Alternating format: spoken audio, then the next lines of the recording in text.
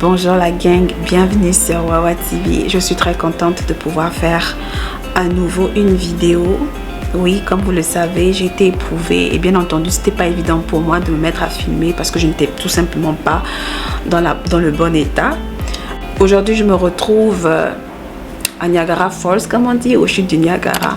J'ai décidé de me prendre un petit temps où je vais être seule avec le Seigneur et pour me permettre en tout cas d'essayer de faire le point sur toutes les choses qui se sont passées au cours des derniers mois. Donc c'est ça. Alors pour cette vidéo, je vais partager avec toi un peu comment est-ce que je vis tout ça et puis quel est le bilan concrètement, où est-ce que je vais m'en aller par rapport à tout ça. J'espère en tout cas que ce ne sera pas une vidéo longue. Dans tous les cas, bienvenue. Moi ça me fait super plaisir. On se retrouve juste après le générique et je vais essayer d'avoir une meilleure gueule quoi. À tout de suite.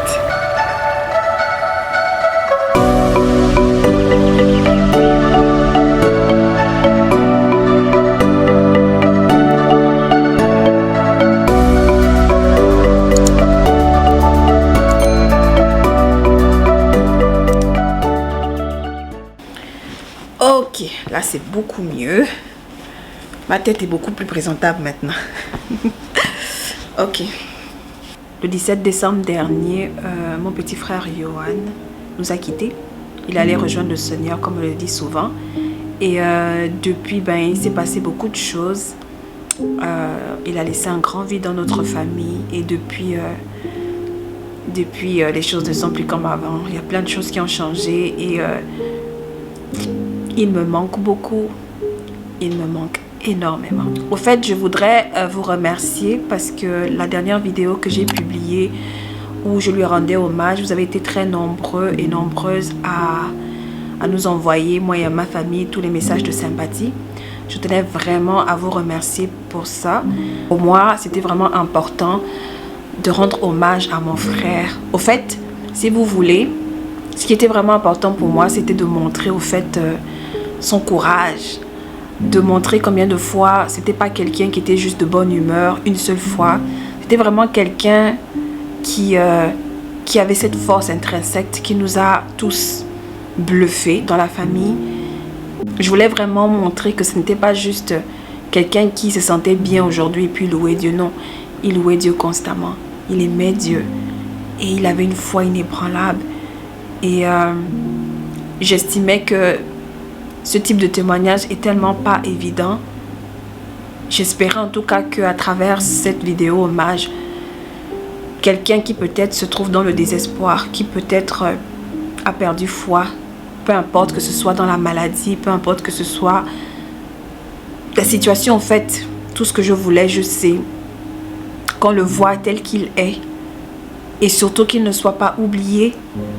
Et qu'il continue de vivre, pas seulement dans mon cœur ou dans le cœur de ma famille, mais qu'il vive partout quoi. Alors lorsque Johan est parti, je dois vous avouer que ça a été très très difficile. Et ça l'est encore aujourd'hui. Si vous voulez, comment est-ce que j'ai vécu ce deuil? Je ne sais même pas par où commencer parce que c'était tellement compliqué honnêtement. Ça a été très difficile parce que j'ai été dans le déni pendant très longtemps. Moi, j'étais plutôt énervée. Quand les gens venaient à la maison pour nous présenter les fameuses sympathies, venir nous accorder un peu leur attention, moi, je ne voulais pas voir ces gens à la maison. Je ne comprenais pas pourquoi est-ce que les gens venaient... je comprenais pas pourquoi est-ce que les gens nous accordaient autant de sympathie. Quand quelqu'un te dit les condoléances, tu te dis, mais pourquoi est-ce qu'il te dit les condoléances? Parce que toi, tu n'es pas encore rendu à accepter. Et si tu acceptes, cela veut donc dire que tu reconnais qu'il y a vraiment quelque chose de tragique qui s'est passé. Or, moi, j'étais encore dans le déni. Alors, toutes les phrases que les gens disaient, mes sympathies, les câlins, les réconforts, les larmes, moi, j'étais énervée. Je me disais, je ne veux pas que les gens... Pourquoi est-ce qu'ils réagissent comme ça, en fait? Pourquoi est-ce qu'ils réagissent comme ça? Je ne voulais pas admettre le départ de mon frère. C'était trop dur. C'est vrai que je ressentais... de la colère. J'étais constamment énervée. Je n'aimais pas qu'on parle de lui au passé. Je n'aimais pas entendre les phrases comme « ça va mieux maintenant, il est mieux là où il est, il allait rejoindre le Seigneur, que le nom de Dieu soit loué ».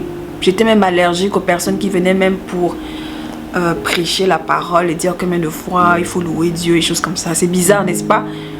Pourtant, je n'étais pas forcément en colère après Dieu. Mais c'est juste que la situation était tellement pénible que c'était trop, en fait.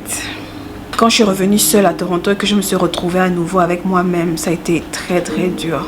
Je suis rentrée tout de suite dans le travail parce que je voulais oublier.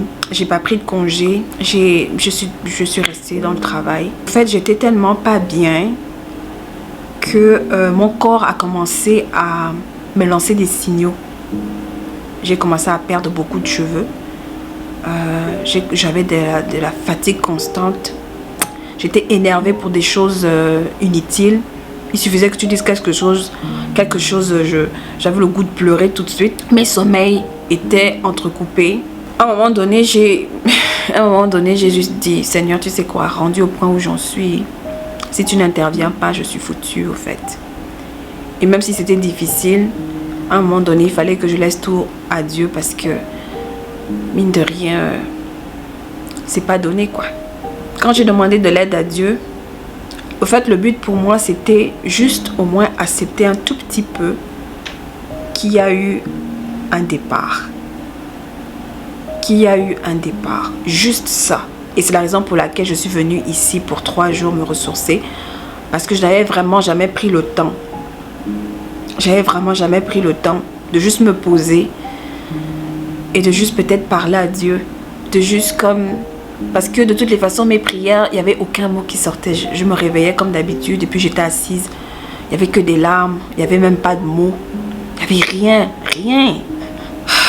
En tout cas, par rapport à la retraite que je suis en train de faire, le but pour moi, c'était de me retrouver avec Dieu et de pouvoir juste recentrer ma vie. Le processus pour moi commence par le fait d'accepter qu'il y a vraiment un départ. Que du moins physiquement parlant, mon petit frère n'est plus avec nous. Que mon Yohan n'est plus avec nous. Et que je dois croire et accepter qu'il est certainement mieux où il est, n'est-ce pas? Mais ça ne peut être que mieux parce que au moins il n'est plus là à se prendre la tête à avoir un statut social, à aller à l'école, à gérer le coronavirus qui n'en finit pas, ou de vivre tous les aléas de la vie, quoi. Forcément, ça doit être mieux là-bas. Il faut que ce soit mieux. Mais juste rentrer dans ce processus d'acceptation, pour moi, c'est très important. Et bien évidemment, laisser le temps au temps et puis les choses vont venir d'elles-mêmes, quoi. Et je dois vous avouer que je suis arrivée hier.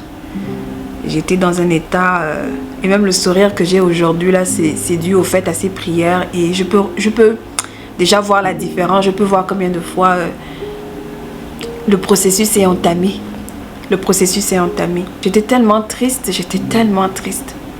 Tellement triste que je disais, Seigneur, je me manque.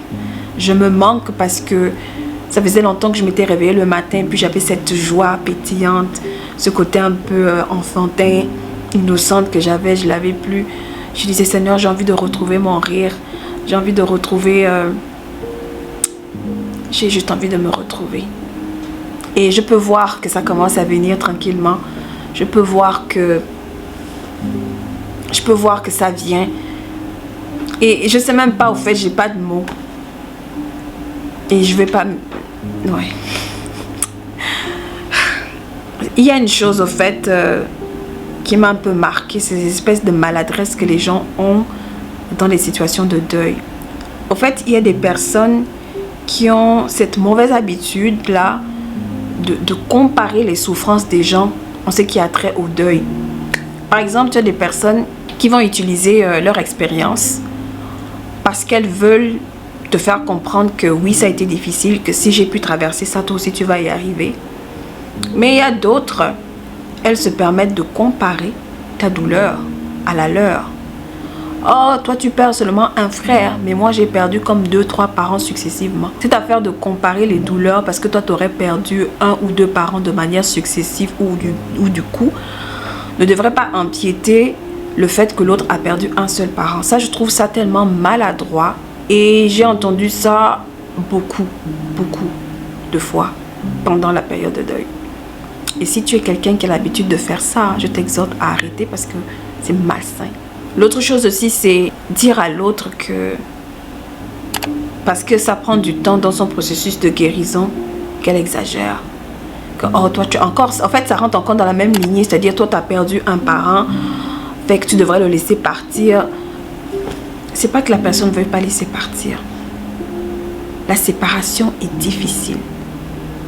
Perdre, dire par exemple que oh, si la personne est vieille, par exemple si tu perds un grand-papa ou une grande-maman, pardon, si tu perds un bébé ou même si tu fais une fausse couche par exemple, oh c'est pas grave, la personne était déjà vieille, oh c'est pas grave, tu auras un autre enfant ou quelque chose comme ça. Arrêtez ça, franchement, non. Perdre un être cher reste perdre un être cher. Ça fait mal. Surtout lorsque tu as été avec cette personne, vous avez eu une relation fusionnelle. Au fait, ce qui fait le plus mal, c'est lorsque vous avez eu une relation fusionnelle. Ça peut être ton grand-père ou ta grand-mère, ça peut être un bébé, ça peut être un adulte, ça peut être une transition de peu importe. Quand tu as eu une relation avec quelqu'un, la séparation est rude.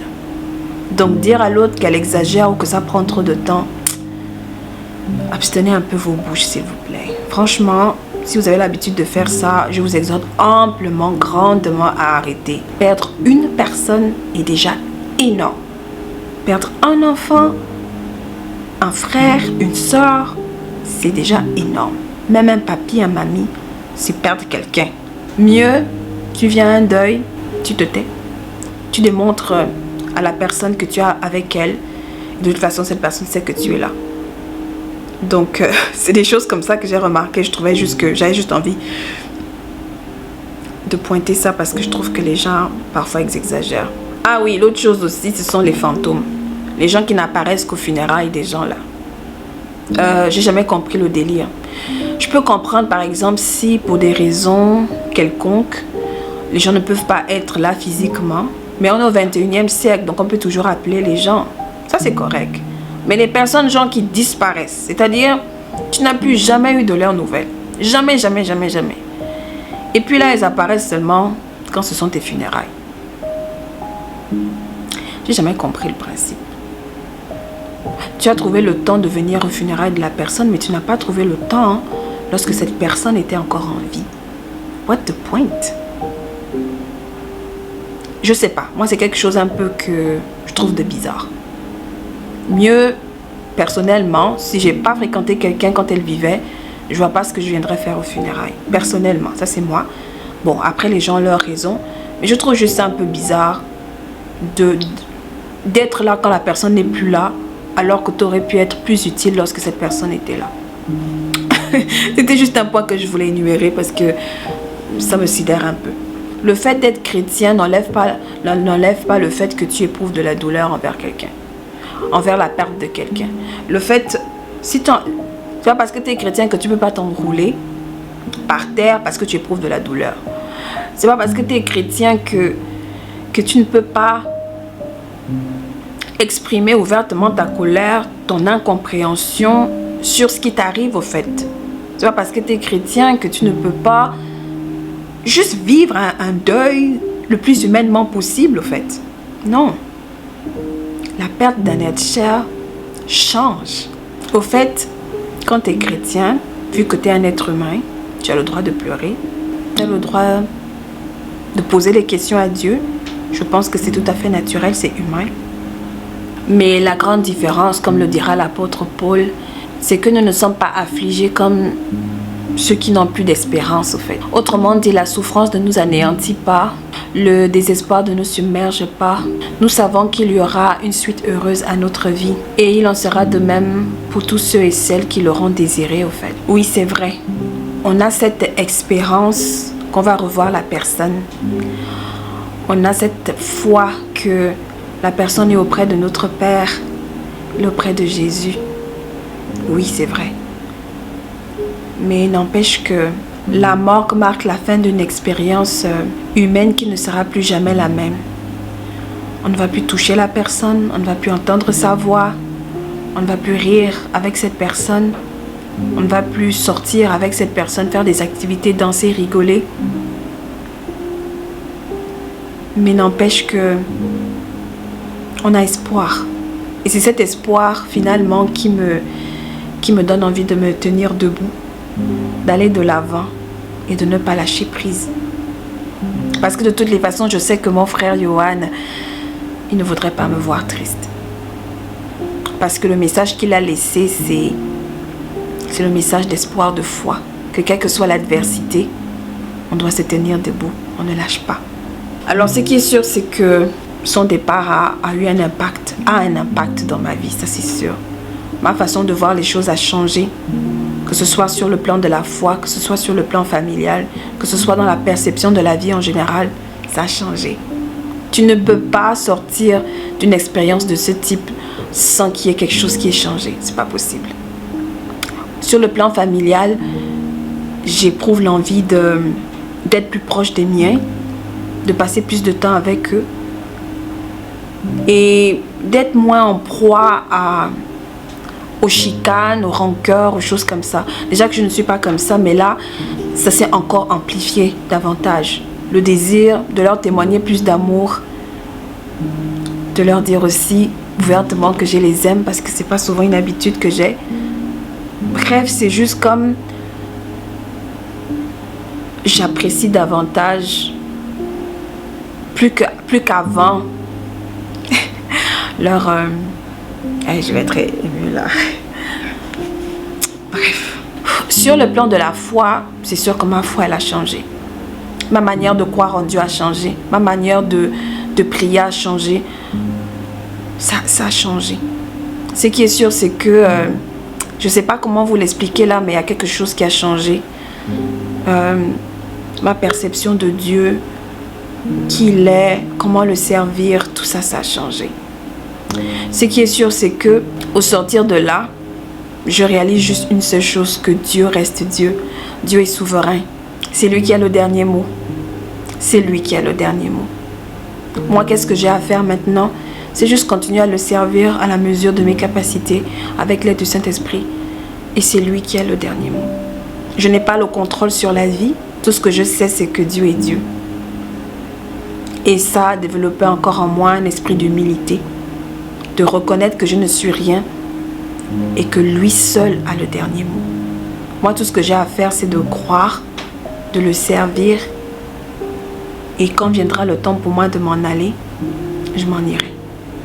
Mais ce qui est sûr, comme j'ai l'habitude de dire, c'est que je n'ai pas envie de terminer mon séjour sur terre sans avoir laissé de traces. Quand je dis laisser des traces ici, je ne fais pas allusion à avoir une célébrité, à être connu, tout ça, non. C'est vraiment faire quelque chose pour Dieu. De quelque manière que ce soit, en fait. Juste, je ne peux pas juste naître, vivre et mourir sans laisser de traces. Ça, c'est quelque chose que... non. Je dois laisser une trace de mon existence sur Terre. C'est comme ça. En tout cas, pour faire tout ça court, parce que c'est pas évident pour moi de faire la vidéo, mais je tenais quand même à revenir un peu, à faire le point par rapport à tout ça. Tout ce que je peux dire pour les personnes qui sont affligées. Ne lâchez pas la prière. Je vous assure, hier encore, j'étais bluffée parce qu'il y a de cela quelques mois, j'étais pas en mesure de placer un seul mot dans mes prières. Et là, les paroles sont revenues. Parce que même dans les soupirs silencieux, Dieu entend. Et il savait que je lui demandais la force, même si je ne parlais pas. Il savait que le fait de me lever et de m'asseoir, parce que j'avais en tête de prier, il comprenait que même si je n'avais pas de force, je voulais être avec lui. Je m'attendais encore à lui. Et la prière est utile. La prière, c'est ce que nous avons, c'est notre dialogue avec Dieu. Si on arrête de prier, on arrête de parler à Dieu. Et comment pourrait-on recevoir si on ne prie pas?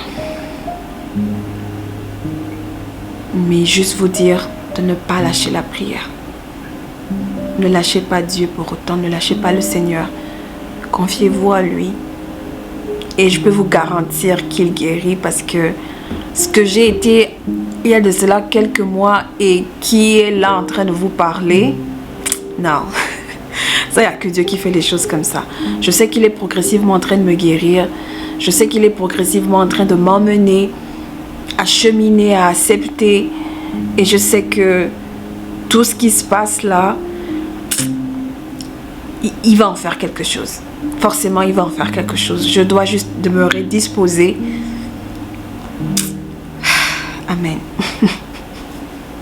Amen. Amen. Maintenant, pour terminer, c'est sûr que je ne sais pas quand est-ce que je prendrai la publication régulière des vidéos. La seule chose que je sais, c'est que je suis en processus de guérison tranquillement. Et voilà, ça va prendre le temps que ça prendra. Ça va prendre le temps que ça prendra. Ce qui est sûr, c'est que je ne peux pas venir me présenter devant la caméra et raconter de n'importe quoi sous prétexte que je dois être vue, que je dois avoir des abonnés. Non, surtout pas. Quand je me sentirai prête, je publierai. Cependant, entre-temps, sur mon Instagram, j'ai commencé à publier des vidéos que j'ai appelées vidéothérapie. Ce sont des petites vidéos d'une dizaine de minutes où je partage simplement un moment de mon quotidien. J'ai publié une vidéo, ça fait pas longtemps, et si jamais c'est quelque chose qui t'intéresse, tu peux aller jeter un coup d'œil. Peut-être que je serai beaucoup plus active, plus sur Instagram par rapport à ça. C'est vraiment comme des vidéothérapies, hein, pour m'aider à maintenir le cap. Et éventuellement, lorsque je me sentirai plus prête, je reviendrai en forme sur WATV, n'est-ce pas? Amen. Merci beaucoup d'avoir pris le temps de m'écouter. Je voudrais faire un remerciement spécial à quelqu'un qui m'a soutenu. Il se situe quelque part au Bénin.